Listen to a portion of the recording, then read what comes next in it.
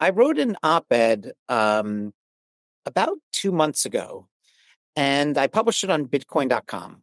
And it was about we've now entered into the golden age of crypto, right? And I think that's a really important sort of like segue to answer your question, if that's okay, which is um, this is neither a pro-Trump or an anti-Trump comment. Okay, this is just a statement of fact, which is um, the ecosystem is in a far better place today in America under this administration.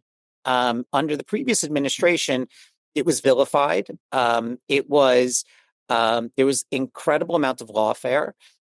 It was unfair in terms of the way in which sort of government was deployed against companies. And essentially, what you had in the previous administration was you had a system that gutted the middle of the crypto ecosystem. So you either fell into the camp of you had the funds in the bank to be able to fight and defend sort of where you were, or you're essentially a new player who in the last 6 months of the administration were able to sort of step up and emerge, but you were small enough that nobody really paid attention to you at the government level. If you were a mid-level crypto player in the old administration, under the old administration, what you found was you were constantly under attack. You weren't getting sort of what you needed to be able to build and support your business.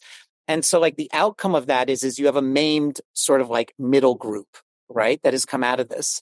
And that maimed middle group is seeing a lot of consolidation today. And that's why you're seeing a lot of different companies acquire crypto companies today. By the way, we're in that camp too right now. We've made a lot of acquisitions, some that we've announced, some that we've not announced yet, right? And that's a really just sort of healthy evolution of this space coming out of that old administration.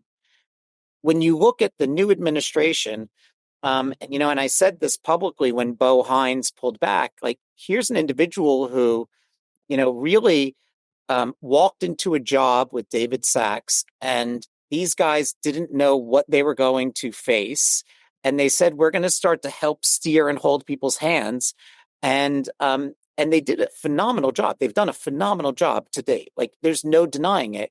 And what you're beginning to see for the first time ever is clarity in the crypto space. And this answers your question. This is the most long-winded answer No, ever. it's important because it's going to lead into more stuff. Yeah. But it's super important for people to realize. Um, Clarity usually happens in like one small specific area, right? But crypto's undergoing clarity in four areas right now at the exact same time. It's seeing regulatory clarity, it's seeing legislative clarity, it's seeing banking clarity, which goes to your question, and it's seeing accounting clarity. And what I mean by that is look at what's happening. For the first time ever, the SEC and the CFTC are all sort of really beginning to launch these crypto sprints, start to give definitions of what things mean, start to work together collectively to ensure that people at least know what they're building towards, right? When you get into the legislative camp, right, the U.S. passed the first ever legislation in the crypto space with the DeFi broker rule being repealed, right?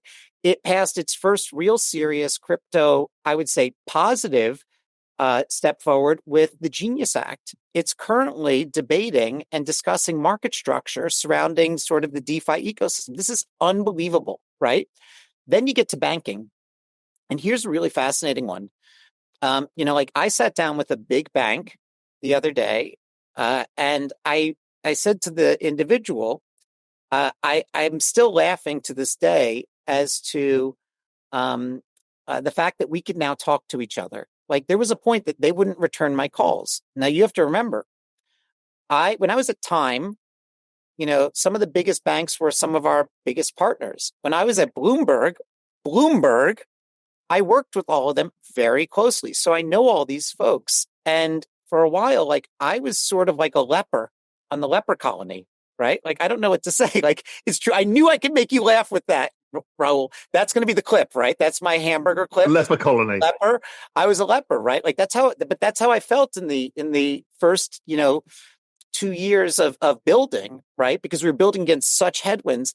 But the big banks now, for the first time ever, are engaging, and they've repealed in the United States a lot of like the rules for the big banks to be able to participate in this evolution, right? And ultimately, like we're seeing a tremendous amount of support. I mean, I can say publicly that Citigroup, Bank of America, JPM have all been unbelievable in the past, I would say 3, 4, or 5 months in terms of sitting down with us and having constructive conversations, real conversations. This is not saying that they're like saying, oh, we'll do anything, but like for the first time ever, we can have real conversations with them. And that is unbelievably appreciated, right?